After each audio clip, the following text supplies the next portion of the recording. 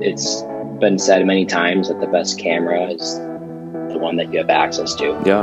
And I believe that, you know, like there's stuff that's floating around the interwebs that's stuff that I shot that I had very little amount of things. And if you were to get behind the scenes photos of it, you'd be like, wow, this is pretty sketchy, or not unsafe, but just like, you know, they're using tinfoil for what, you know? Right. Come into the light. Shadow moves in the dark. Congratulations! World's best cup of coffee. What is it? Gaff tape. Hey there, everybody, and welcome to Coffee and Gaff Tape. It is another episode, and I am Nate Anderson here with my buddy Daniel Larson. Hey, what's up, friends? And, you know, if you haven't watched the show before, haven't listened, we hope you know that this show is all about being in the shadows of production. So we want to shine a light, we want to honor you, we want to tell stories of people that are involved in production in some way, and bring them out into the light, have a little bit of fun along the way.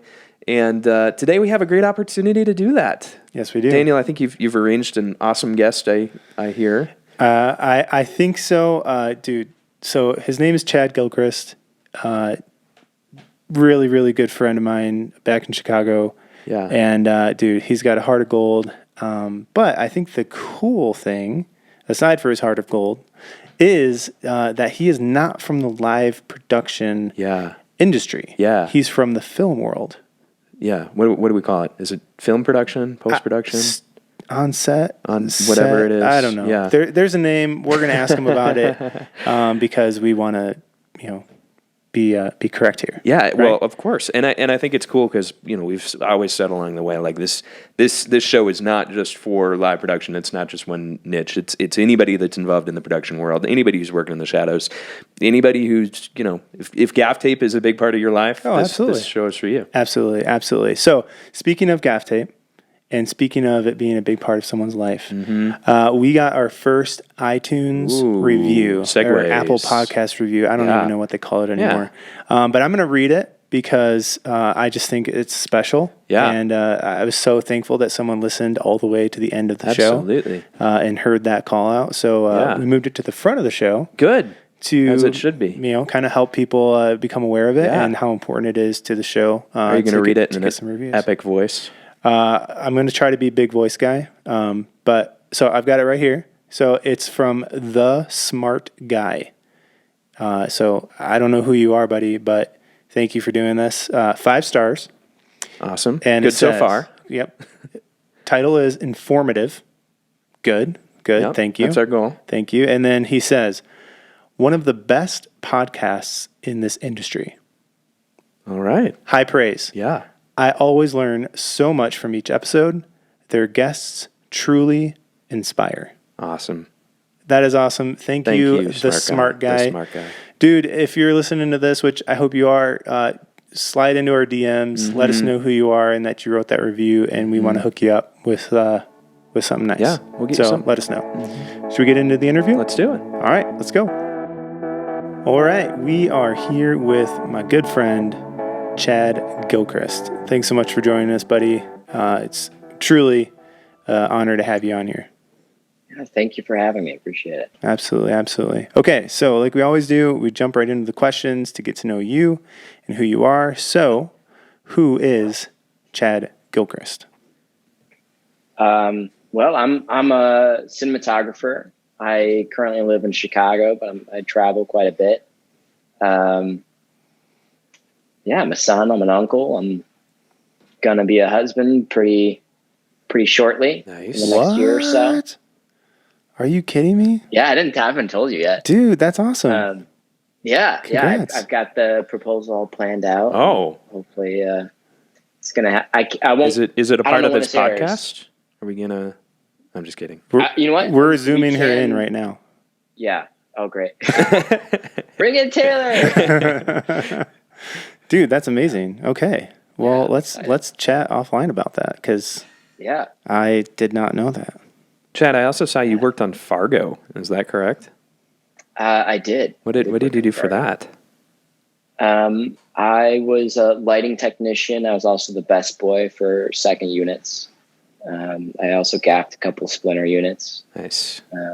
Yeah. Fargo has a special place in my heart. Why is that? I lived there for a couple of years, even though it wasn't actually filmed or didn't take place in Fargo at all. But anyway, nice. Well, way to jump ahead there, Nate. Yeah, appreciate it. Yeah. Okay, buddy. So, what prompted you? How did you end up in the shadows of what we call production as a whole? How'd you get there? That's a good question. I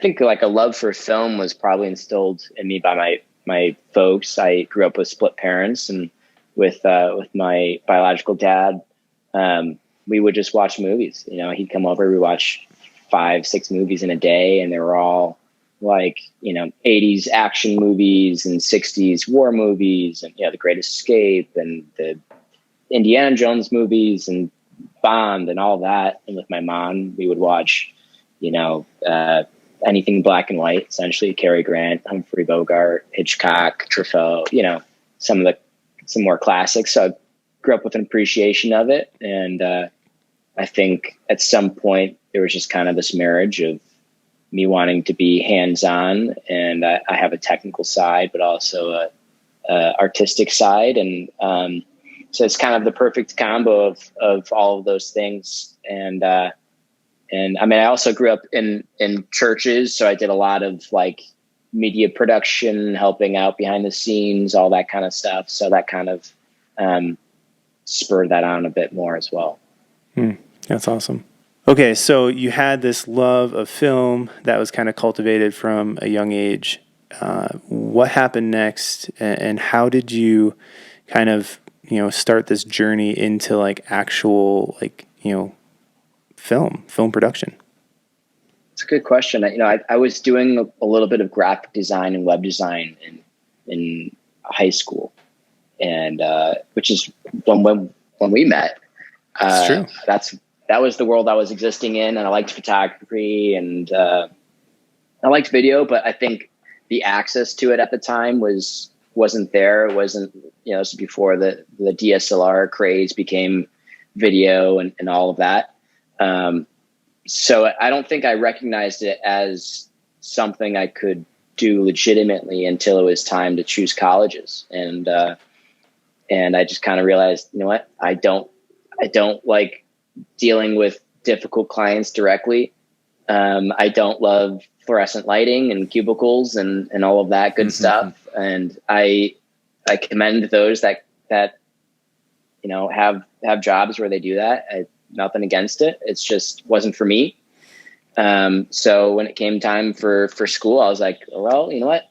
Just go for it. Do the film thing. And if it works out, it works out. And if it doesn't, you'll try it and you can start again. So I went to DePaul in Chicago and studied cinematography there, and just kind of went from there. That's awesome. That's awesome, man. Yeah, just to brag on you a little bit, I was in my job at the church back in Chicago, and I was supposed to be the film guy, and dude, I was just like, where's Chad? I don't know anything about lenses. It's awesome to have those people around. Help me. I think we both learned a lot of stuff together, especially during that time. There was a lot of changes, the technology was changing faster than the adoption of it. Oh, yeah. Dude, absolutely. Chad, this might be jumping ahead again, but a little bit. But if you would be talking to a younger self, or talking to somebody who wants to get into the TV or film production industry, what advice would you give them? It's a good question. I think, make sure that you love it. Because the hours are long and not all that glitters is gold, for sure. Be aware of the reality of it. And if you love it, find ways to protect the spark in you, if you're doing a bunch of projects that are, say you're doing a bunch of corporate videos, right? It's an easy way to kind of get beaten down and be to lose sight of that kind of the artistic thing that you had originally signed up for. So like go and make movies. I guess that's the advice. Go and make stuff, at whatever cost, however you can, if it's weekends, if it's whatever, just do it, because the only way to get better is by doing it. Yeah. I think that's really true, that a lot of creatives, we wait for like the perfect opportunity for, it's like, hey, this is going to be great. This is going to be awesome. I want to do this. It's going to be perfect. But it's like, that's not the way that you can do it. It's just get out and create and create and create and do a lot of it. Yeah. Try to do it as best as you can. Yeah, absolutely. Okay. Yeah, I think you're always kind of fighting the perfectionism in you, Mm-hmm. Yeah. Oh, dude, absolutely. But if you're waiting for everything to be perfect, then when the great opportunity comes, you're not going to have the skill set to take advantage of the opportunity because you never put yourself out there. Right. Well done, buddy. Well done. Okay, so that concludes the podcast. We'll wrap it up. Okay, we'll wrap it up. No. We got more questions for you, buddy. Okay, so you went to DePaul. You started fleshing out this passion of filmmaking, cinematography. And then, I remember that there was a point in your life where, you were kind of doing this, like the indie thing, doing a lot of that kind of stuff. And then you were really trying to get into, the union. And can you kind of explain that process and why that's important? And I know everyone's journey is probably different getting into, the film industry, at large. But what was that like for you, and how did that help your career? Yeah, I think the union presented a lot of stuff that the indie world just inherently doesn't have access to, right? If you don't have a big budget, then you can't be shutting down blocks of streets in Chicago or elsewhere. And, how do you learn to light a chase scene that's 4 or 5 blocks long if you don't have the budget for it? How do you learn how to use certain tools, certain toys? How do you get exposure to people that have been doing this, for 50 years? Because those guys don't, stick around in the indie world, traditionally. Sure. Or maybe they come back and they do an indie after they've learned.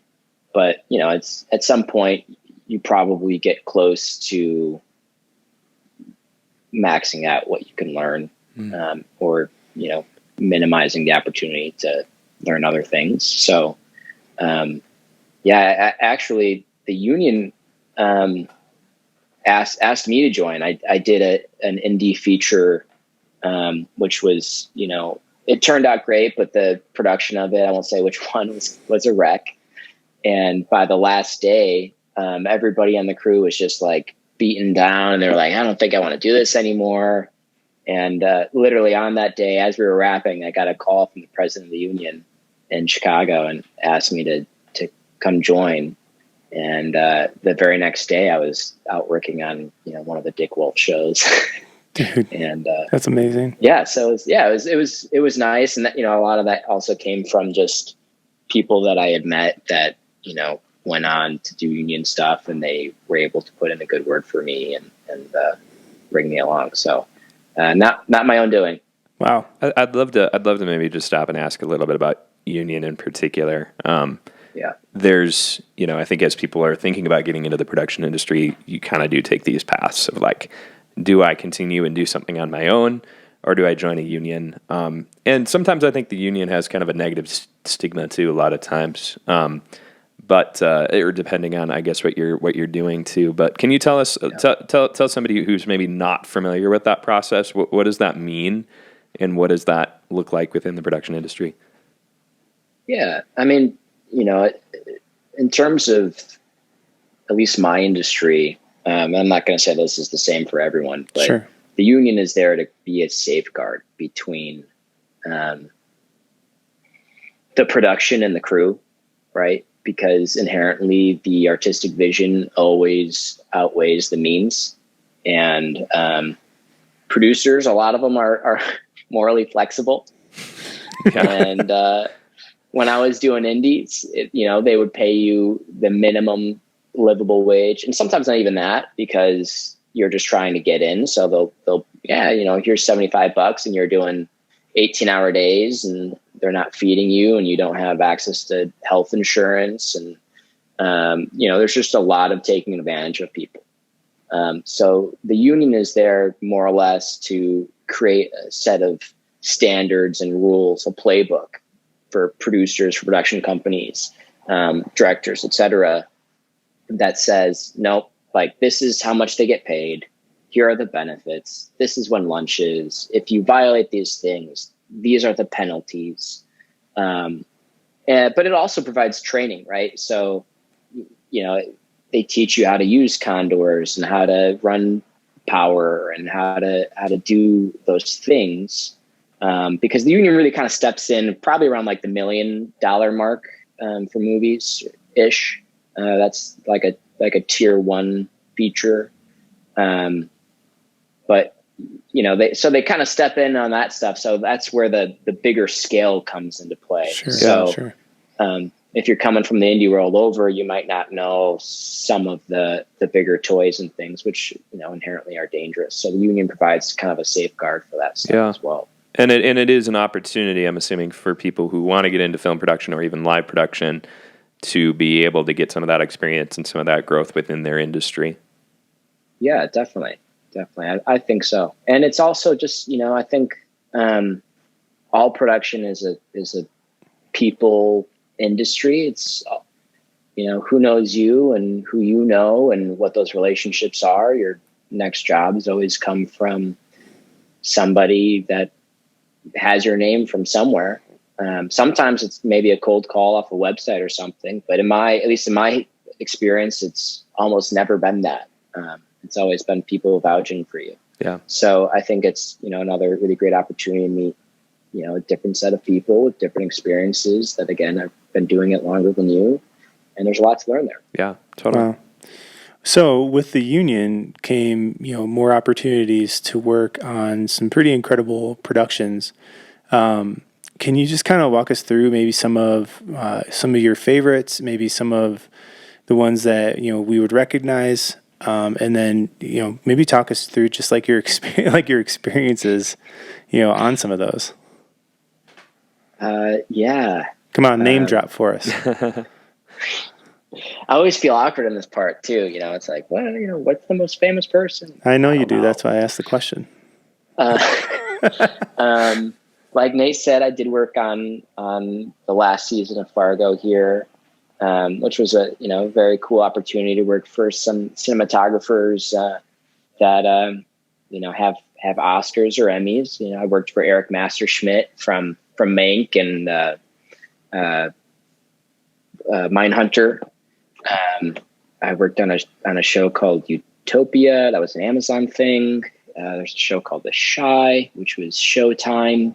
Shameless was also Showtime.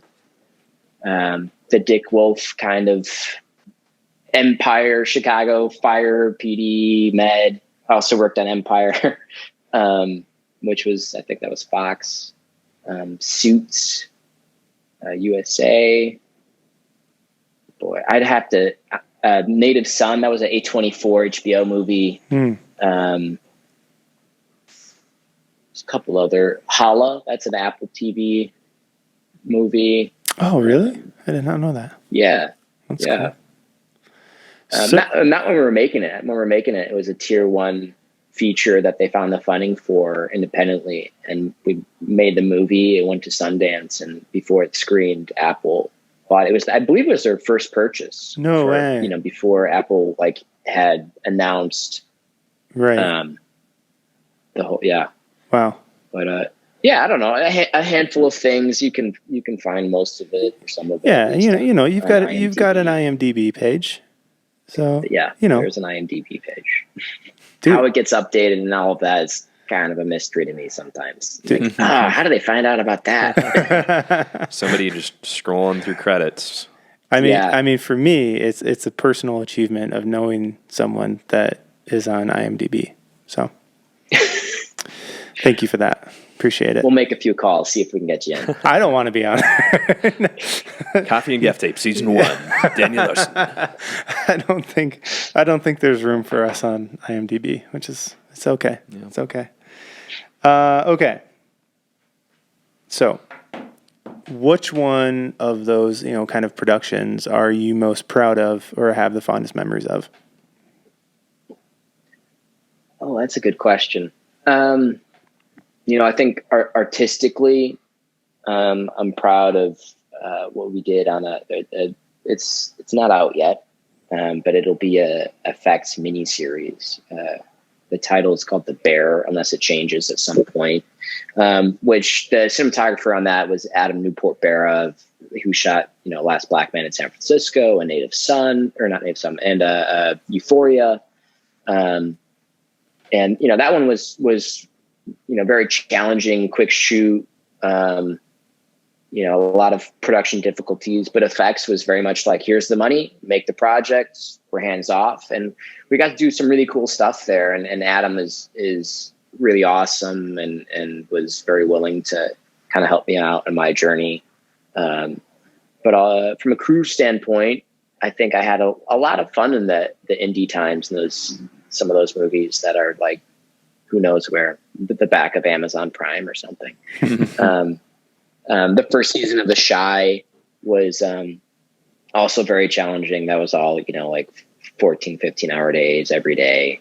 A lot of, like, half of our week was splits or overnights in the hot, muggy Chicago summer on the west side and south side, and, a lot of violence around us and things. But the crew was really great, and met a lot of really good friends there that went on to do some really cool stuff themselves that have been able to, ride their coattails to some degree or ask them to help me out and stuff. Yeah. One thing I'd love to ask, so you've talked about kind of a few different roles between lighting and being a gaffer and DP. Can you explain maybe some of those different roles and what that means in some of the different areas of film production? And I'd also love to hear from you, too, about how you have decided to kind of cross over between those. Is it as you have an opportunity to try something, you say, you know what, I might want to try this instead? I mean, is there a lot of crossover that happens where, one day you might be doing lighting, the next day you're a director of photography? What does that look like within a typical team? Yeah, I mean, it's definitely something that you have to kind of fight for, those opportunities.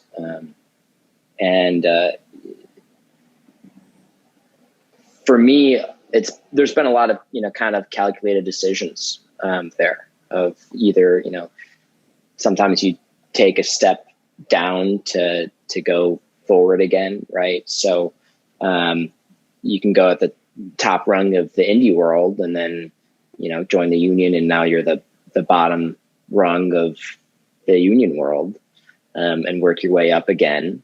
And then going back into transitioning out of the lighting department into becoming a cinematographer or a director of photography. Same deal, going back to the indie world and having to take a pretty massive step down from the things that you're used to working on, or the way that you're used to working on things, to advance again. But in terms of the hierarchy, everything's kind of, hierarchical, I guess. That works. Is that a word? It is today. Okay, great. Thank you. Yep. But yeah, so you have your director of photography, who's in charge of, the overall image, what you're seeing on the screen, right? The three people are the director, the production designer, and the cinematographer. So the cinematographer oversees the camera department and the grip and electric department. Electric department is setting the lights and running the power. The grip department is providing camera support and shaping light, and the camera department, obviously does the camera things.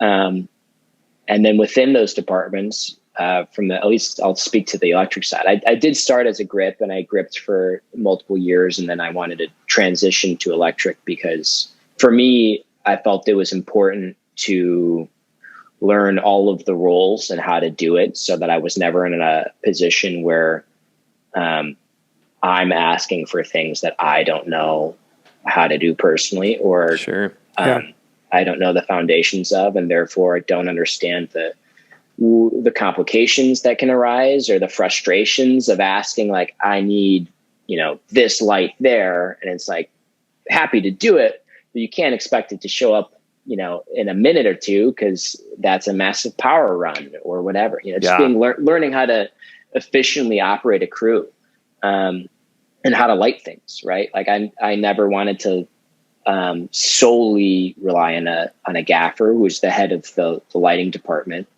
to say, all right, here's my frame, and I want it to be soft and glowy and bright, I want to be able to actually have a collaborative discussion with my gaffers of saying, hey, I want this, I want that. I'm okay for open to suggestions, but also can kind of push back and forth. So that was my thought of kind of jumping from department to department, role to role. No, that's awesome, man. Yeah. I mean, not to derail the conversation, but we talk a lot about that in a live production world, especially, when you're talking to, lighting, audio, kind of broadcast.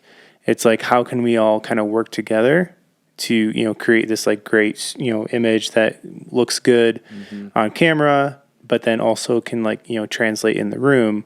And so, there's a lot of that kind of crossover, and trying to be able to speak languages that, aren't necessarily native to you when it comes to like broadcast lighting, sound. How do we all kind of like get the best product? And I think that's really smart to, especially on your part in the film industry, is like really trying to, cross train yourself enough where you can achieve the best image or achieve the best product at the end of the day with like the least amount of runaround, if that makes sense. Yeah.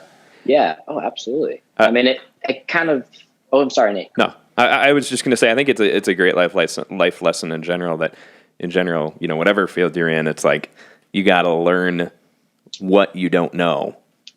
Right. And you can't just assume, hey, I know these things. You got to know that you don't know them and teach yourself in those things and grow in those areas, rather than just assuming that you know everything about everything. Yeah, absolutely. Yeah. I think for me, it was kind of surprising that we do these shows, these movies, and, it's like we have a 44-foot trailer full to the brim of lights for the electric department, and then they have a 10-ton truck full to the brim of cable and some other lights for their rigging department, and then the same deal, right? The grip department's got a 40-foot truck of grip stuff and a 10-ton truck worth of rigging grip stuff, and then a 5-ton just for dollies and cranes, and then there's like one 30-foot trailer with 3 cameras or 2 cameras on it. And the person, a lot of times producers would look at people in camera department because they're closer to the camera and say, that person can be the cinematographer, or more likely to hire them. And for me, it was like, well, how's the person that stays in the trailer going to know how to really operate and talk to the people that have way more stuff and way more people and, giant crew and whatnot. So I guess for me, I just wanted to learn all of those different things and do the hierarchy, the gaffer being the head of the lighting department, the best boy being the kind of the producer of the lighting department. I am so glad you brought up best boy, because I mean, like, I want to be a best boy, but I don't necessarily know what that means. Yeah, it's a lot of managing people. It's hiring people, firing people, making sure the equipment is being ordered and working, and paperwork is being done, time cards are being filled out. You're also kind of the troubleshooter when the guys have a light that breaks or power starts not working. It's Dad, and you run off the truck and you go fix the things or whatever, give some support. And that's awesome. Do you know why it's called Best Boy? I could be wrong on this, but I believe that it stems from back in the day. they would ask, send your best boy, your best guy from your crew over to deal with an issue. That's awesome. And it's stuck. I could be wrong. Hey, we'll go with it. You're our expert, so we're going to go with it. Okay. I think we should have some new job titles within the Resi team. Oh, absolutely. I claim best boy. Yeah. All right. So, obviously, in the production. Oh wait. Well, hold on. Let me just take a quick step back, because we were texting about this episode, kind of scheduling things, and we had to move it because. Well, wait. Did you have to? No, we didn't have to move it. This was, you were telling me you had to do something else, and you said that you were on a Raisin Bran commercial. Yeah. So I just shot a Raisin Bran commercial. One, I just love that, and two, can you talk to me about the difference between the film industry and the commercial industry, and like, how do you cross over, and are they kind of one and the same, or and what are some of the commercials that maybe you've worked on? There's a lot of overlap. There are some differences, right? You have to deal with agencies and clients and things that, I think in the narrative world, that is really just like, Disney or effects or whoever. It's all Disney basically these days. Right. But someone at a studio has to give the stamp of approval or whatever. But for that, there's a lot more artistic freedom sometimes and whatnot that you might not be able to get on a commercial, right? Because you're selling product. But there is overlap, and I've worked on a lot of stuff with the rate. Like I did an Anheuser-Busch commercial at one point as a lighting technician. And the cinematographer on it was, Maddie Lubatique, who, we did Native Son, but, you know him from Black Swan and Iron Man and Venom and Star is Born and, all these, big stuff. But, even those people, they dip out and they go to the commercial world and they make some money. And then they go back to doing some narratives. They do it in between stuff, and I'm kind of the same way. So yeah, I shot this Raisin Bran commercial this week, and it's money in the pocket, and it's still flexing. It's a different kind of skill set, different tools. You kind of have to be a little more polished, deal with clients, talk to producers, whatnot, before dipping back out and going back to narrative. Did craft services have much Raisin Bran? You know what? They didn't. What? I don't think they did. That is a missed opportunity. Pretty surprising. It was. Well, next time I pour myself a bowl, I'm going to be thinking about you. And so is everyone listening to this podcast. So I'm sorry if I just made you the Raisin Bran guy. But well, it's all right. That's okay. I'll be the Raisin Bran guy. It's a good cereal. Is this sponsored? Hashtag. I mean, not sponsored. We might have to tag them. I don't know. How'd the shoot go? It went well. Okay, yeah, it was cool. good. So maybe they'd be willing to sponsor you. Yeah. Well, if you could start every episode with the big crunch of Raisin Bran right into the milk that just like drips off the spoon. Mm-hmm. I'm starting to think maybe Daniel has some like under the pocket sponsorships or under the table sponsorships going on. And you should see my Tesla outside. I'm rolling deep, guys. I'm rolling deep.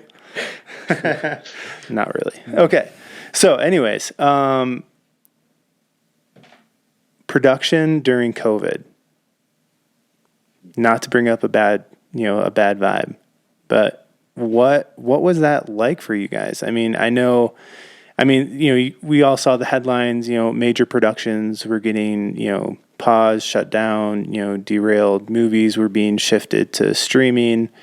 Theaters were shut down. Like, what was that like for the film industry? And then, kind of where are you guys headed now? Yeah, I mean, it was a sad time. I mean, I think the way it was for most people, right, was, overnight, all the work was gone. And I think as freelancers, a lot of people, have some kind of runway. but they weren't necessarily expecting, a massive shutdown in the middle of a busy season. So it was hard, but I think a lot of people were just there for each other. You saw had a couple production companies reach out and prepay for a couple of shoots just to make sure that their people were taken care of, that they'd have some money. Wow, that's cool. So there were some really cool things there. And, in terms of the bigger budget things, it was kind of weird to shut down production. The stages were all there left. And then, like months later would come back and try to finish an episode. I think like Fargo was during that time. And, just because of COVID, all the shooting work kind of came to a pause, which was nice to have the lighting contacts and that experience in the back pocket to be able to go and make some money. Fargo shut down overnight. And then like 3 months later or 4 months later, we came back and like finished the last episode or two, but there was massive rewrites that needed to happen because, some of the crew or some of the actors were stuck in Italy or England or whatever. Wow. So there was definitely a transition to a lot of virtual kind of things. And a lot of streaming products like doing commercial tabletop stuff, and you're streaming it to a client in, across the world, which some of it has kind of stuck around. It's just kind of interesting. For this Raisin brand commercial, there was, and trying to not try to like plug you guys too hard here, but on this Raisin brand commercial, there was, maybe 7 people from agency and client over in Video Village, but then there's still EPs and other important people that were in New York and LA that were getting, the live feed of what was going on and, get their stamp of approval. That's really cool. We did a job for Facebook that was like, the director was in New York, which was kind of weird. It was like director's in New York. The client is in San Francisco in the Bay. The agency is in LA. And, so it's just like, a lot of things happening at once for sure. Do you think that's going to stick around? Like, do you think some of the things that happened during COVID are how is that going to change the industry going forward? I think some of it will stay. The unions just put out a new agreement that, because previously to get back to work, we were getting tested every other day. Monday, Wednesday, Friday, or, however it kind of laid out for your schedule. And, it's still, even now, masks on set and, even with things kind of calming down, individually boxed food, all that kind of stuff. So some of those things are going away. And I think it's less streaming than it was before at the height of it, for sure.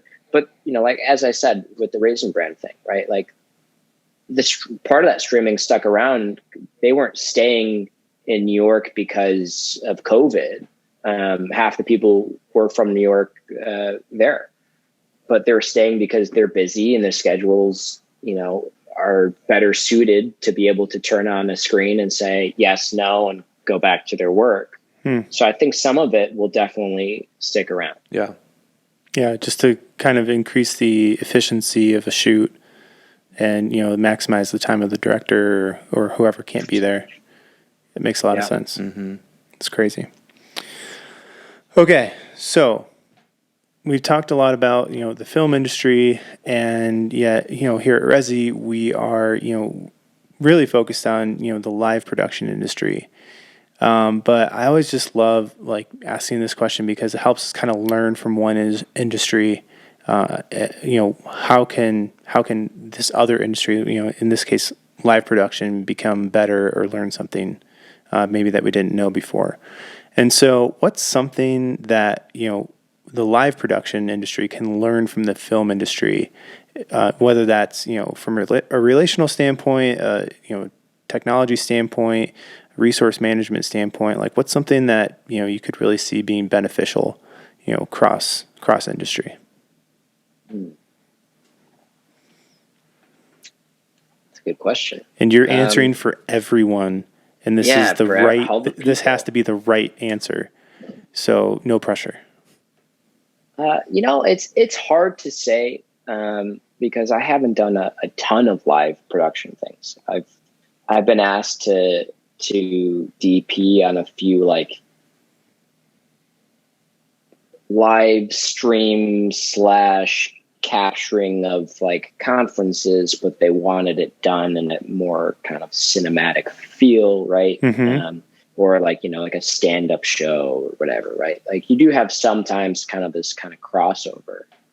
But there's a lot of differences, and it's hard to really know, hey, this or that without kind of being in the weeds there. Sure. But I think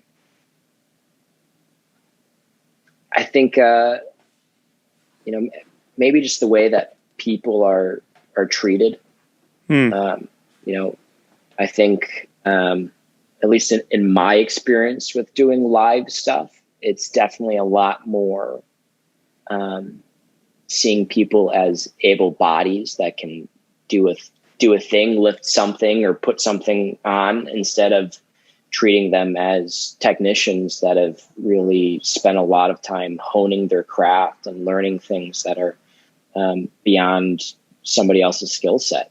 There's a lot of people where if they see someone in Chicago's local 2 as like the live riggers and whatnot, and they see him as like, oh, they're just, right, like this body to do something. But those are people that have studied rigging and electricity and they're putting giant video walls above people's heads and on, it's important work. Sure. And you have to treat everyone as a human, and still care for them and give them turnarounds and feed them and not just treat them as dumb labor. Yeah, it's really good. That's awesome, man. Really well said. Chad, I think that kind of leads well too into something broader that we always ask, almost everyone that we have come on. Gear is great. It's awesome to be able to play with lighting and video and sound, whether that's in film production or live production. But what is at the heart of what you do, and what's at the heart of Chad Gilchrist? For me, it's like telling stories. I love telling stories, and I like supporting other people. Like, I don't want to be a director. I love the opportunity to come alongside directors and say, hey, yeah, like, let's make your movie. And you're the boss here, but being able to say, if we shoot it this way and this way versus a different way, it'll be better for how the story is told or the scheduling or, those types of things. I'm trying to find the balance between the technical and the art. It's been said many times that the best camera is the one that you have access to. Yeah. And I believe that, there's stuff that's floating around the interwebs that's stuff that I shot that I had very little amount of things. And if you were to get behind the scenes photos of it, you'd be like, wow, this is pretty sketchy, or not unsafe, but just like, they're using tinfoil for what, Right. I mean, right. Like even that effects thing that we were doing, right. This huge cinematographer and a massive crew. And yeah, we're like bouncing light off of tinfoil because it looked good. It doesn't matter. I think we get caught up a lot of times of like the Instagram hype, a lot of cinematographers are like, especially the younger ones, like the Instagram DPs, they're like, I'm going to order 5 vortexes instead of sky panels or a different light or whatever, because it's the new hot thing.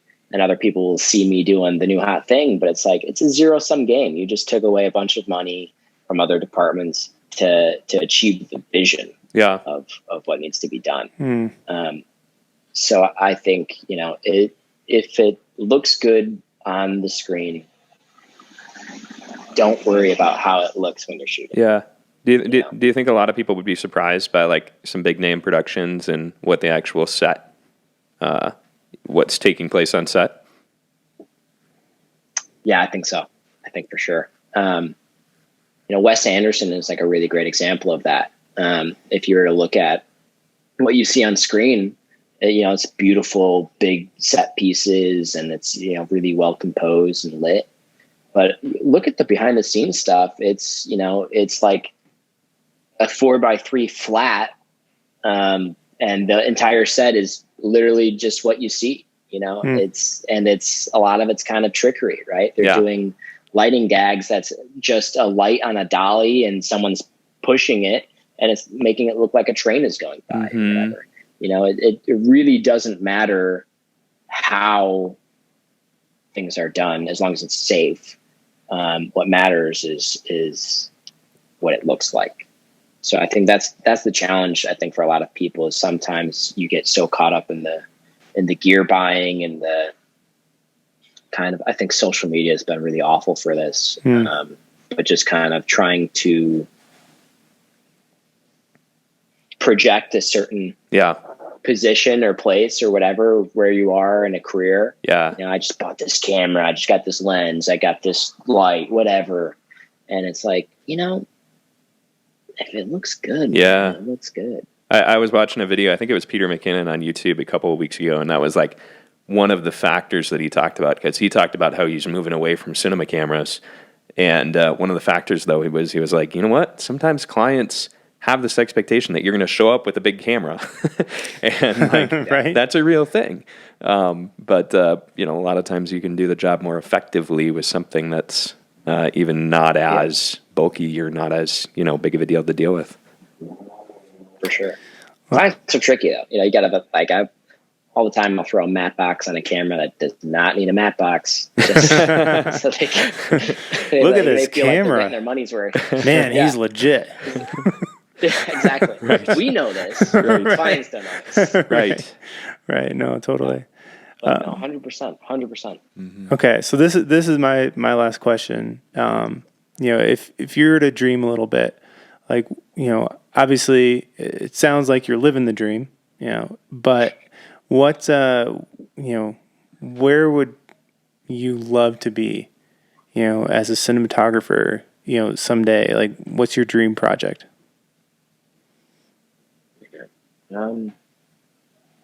I think I'd love to be able to do features that are impactful on somebody somewhere. The way that some of these movies that I saw growing up that, frankly, not a lot of people did, were meaningful to me at a certain place in life. And I think that would be really cool to be able to do that.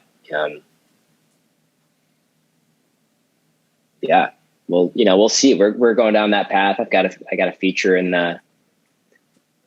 it's supposed to be the fall. I'm guessing it'll probably really shoot closer to the winter or spring. But trying to get down to that path, and that's kind of part of the thing, right? Is like having that intention and then pursuing it. Because I think a lot of people have a goal without a way is really just a dream.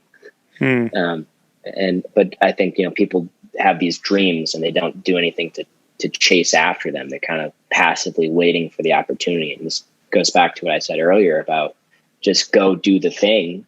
If you have access to, a light bulb or Home Depot lights and some tin foil and shower curtains or whatever, like just go do the thing, go make it, like go try to pursue the dream, make it a goal instead of a dream. It's cool. That's awesome. All right, Chad, that is all the time we have. But I wish that we could just keep you on Zoom. Just for me personally, I think I'm just going to have you be on Zoom, and I'll just carry you around with me all day. So, but yeah, again, I love that. Thank you so much for joining us. And I think our listeners are going to be really pumped to kind of get a peek behind the scenes of, what the film industry looks like for real. Mm-hmm. Well, thank you for having me. I've enjoyed this time. It's great to see you again, Nate. It's great to meet you. Yeah, likewise. Awesome. All right. Wow. Yeah, man. That was good. That was awesome. Yeah. It's crazy. I mean, I went to film school, but literally know like a quarter of what he does, which is insane. That's how it goes with school. Something like Chad said, man, just you got to go do what you want to do. Yeah. And it doesn't matter, what you know. Yeah. At the time, that's how you learn. And it's just so cool to see him. I think one of the cool things that he said was just being really intentional and calculated about the steps that you're taking. Yeah. Because, that really, obviously dictates the direction that your career can head, which is pretty cool. I think a couple of things I got out of it, first of all, is just being cross-trained, just being a learner. Absolutely. Such a huge thing. Is such a huge deal. And even in a leadership level, I think like director of photography, like he was talking about, you're going to be so much more effective if you can actually understand what goes into the things that you're asking for. And at the same time, though, learning how to delegate those things well as well. There's just a whole process of once you understand all of the pieces that are going into it, you're going to be a lot more effective leader that way. Yeah. And then the other thing too is I think just a common theme that keeps coming up in the podcast too is just using what you have, starting where you are, and really understanding that perfection is not going to come overnight, and you aren't going to be able to get perfection unless you start doing some pretty scrappy things along the way. Oh yeah, absolutely. The resourcefulness, cannot be understated. And I think, we've talked a lot about the film industry and, these mega budgets and things like that, or at least mega, to me, like $1 million budget, it's like a small deal in the film industry or an entry level thing where the union would get involved or something like that. And, I think about the live production industry and it's like, you got to be scrappy. You got to be resourceful, and I think maybe that's, where the love of gaff tape comes from, in a way. I mean, we're taping things together and making sure that, things are obviously safe, but we got to get the job done. And Absolutely. I think that that's a really cool unifying thing, across, production as a whole. Like if you go from one person to another, there's going to be stories of, hey, like, we use tinfoil and we, we just had to get it done. And, it looks good on camera or, to a person in the room, for a live event. And it's pretty awesome. And it starts with your heart. It starts with the story. It starts with that intention. I think we've all watched things. We've both from a film production and a live production standpoint, you've gone to events where you can tell that the team down from leadership down to production does not have their heart in it. You've seen films totally. where it's like, this was created because they needed to ship something. Right. And to be able to have that heart behind it, have that story behind it, just like Chad was saying, like that's where he feels most creative. Yeah. Yeah. No, absolutely. Absolutely.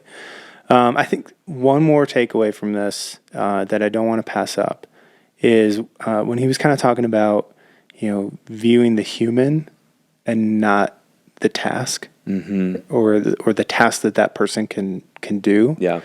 I think that is just so profound. And, whether we like it or not, I feel like, all of us in production, especially in leadership roles, have viewed the task as more important than the human. Right. And obviously, it's not intentional. I wouldn't think so. And so, but really, I think something we can take from this is, how can we prioritize the person over the task? And will that actually make the task come about in an easier, more organic, more, joyful kind of way? Yeah. Especially when it comes to like volunteers. I know like a lot of churches listen to this, how can we start looking at the person, valuing them, and then what does that do to the actual task at hand? Yeah. How does that, become better because of that? Absolutely. No, that was really good. Chad was awesome. Good find. Hey, thanks, buddy. I mean,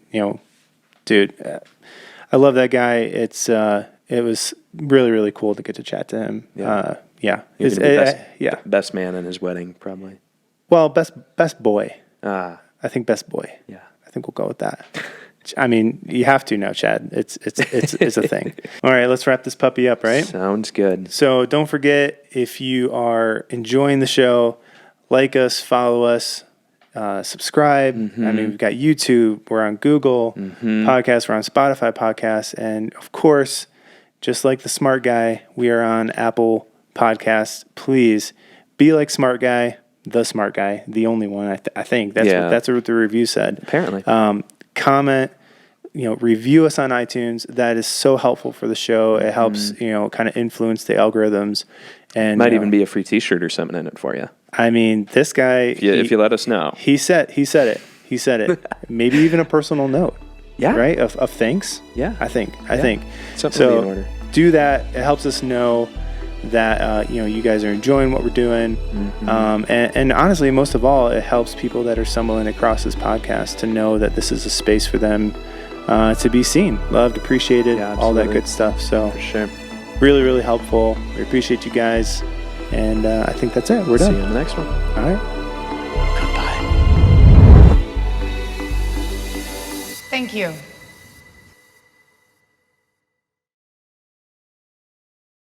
So, answer this question for us. Who is Chad Vegas? Oh. Chad Gilchrist, who is Chad Vegas?